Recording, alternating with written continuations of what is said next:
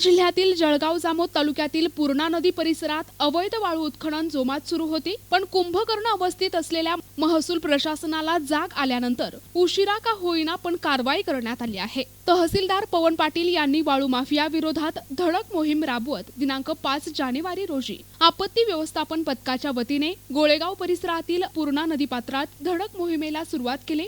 या धडक मोहिमेत वाळू माफियांची क्रेशर मशीन, केनीसह 2 ट्रॅक्टर आणि 1 केनी मशीन आणि इतर साहित्य असा जवळपास 15 लाख रुपयांचा मुद्देमाल जप्त केल्यामुळे वाळू माफियात दहशत पसरली आहे। तहसीलदार यांची धडक कारवाई ही सकाळी 10 वाजेपासून ते सायंकाळी 7 वाजेपर्यंत सुरू होती। तहसीलदार यांच्या धडक कारवाईने वाळू माफियांचे धाबे दणाणले असून नव्याने आलेले तहसीलदार आता वाळू माफियांसाठी कर्दनकाळ तर ठरणार नाही ना, अशी चर्चा परिसरात सुरू आहे।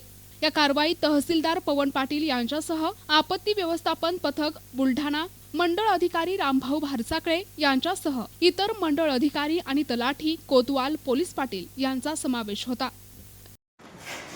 जळगाव तालुक्यात पूर्णा नदी पात्रातून अवैध उत्खनन होत असल्याच्या वारंवार तक्रारी प्राप्त होत होत्या।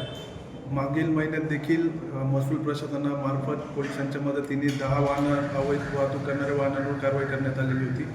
परंतु काल NDRFचे पथक तारासिंग पवार यांच्या नेतृत्वाखालील NDRFचे पथक बोटीसह जळगाव जामोद तालुक्यात प्राप्त झाले होते। तेव्हा मी स्वतः आमचे नायब तहसीलदार किटे साहेब, आमचे मंडळ अधिकारी सातपुते साहेब आणि इतर सर्व तलाठी आणि कोतवाल यांच्या मदतीने पूर्णा नदीत उतरून आमच्या संपूर्ण टीमने बोटीसह उतरून अवैध वाहतूक आणि उत्खनन करणाऱ्या रेती माफियांवर कारवाई करण्यात आली। तेव्हा आमच्या संपूर्ण टीमला 1 सक्शन पंप, 3 केनी मशीन आणि 2 ट्रॅक्टर असा अवैध मुद्देमाल अंदाजे 18 ते 20 लाखाचा मुद्देमाल आम्हाला प्राप्त झाला। प्रतिनिधी संजय दांडगे, NTV न्यूज मराठी, जळगाव जामोद, बुलढाणा।